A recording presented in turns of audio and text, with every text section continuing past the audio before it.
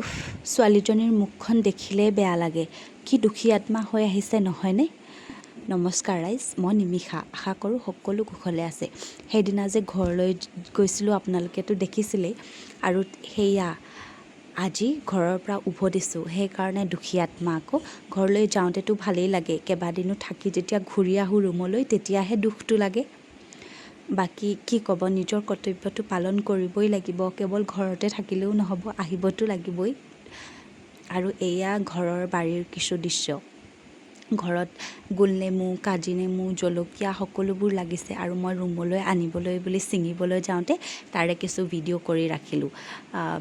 ভালেমান বস্তু লগাইছে মা দেউতাই, খুব ধুনীয়াকৈ আছে আচলতে। সেইকাৰণে মই ছিঙোতে বোলো আপোনালোককো দেখাব পাৰিম, সেইকাৰণে ভিডিঅ' এটা লৈ থলোঁ। সৰু সৰু কিছু ক্লিপ আপোনালোকলৈ বুলি আগবঢ়াওঁ।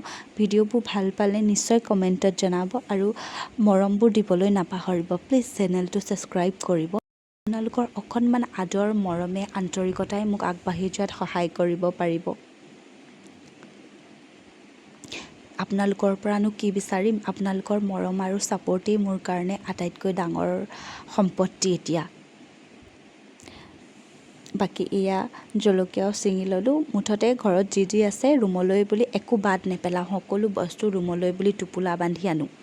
বাকী ঘৰৰ বস্তু এইখিনি, আৰু কিছুমান মায়ে কিনিও লৈ থৈছিলে, সেয়াও লৈ আহিছোঁ। আৰু এয়া হাতত জলকীয়া লৈও প'ষ্ট দিবলৈ কিন্তু মই এৰি দিয়া নাই।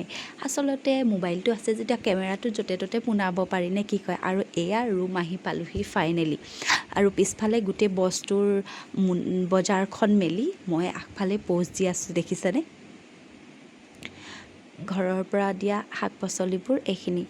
এইবোৰ এতিয়া ভাগ বিতৰণ কৰিব লাগিব। ইয়াত কেৱল মোৰে ভাগ নাই দেই, মই লৈহে আহিছোঁ।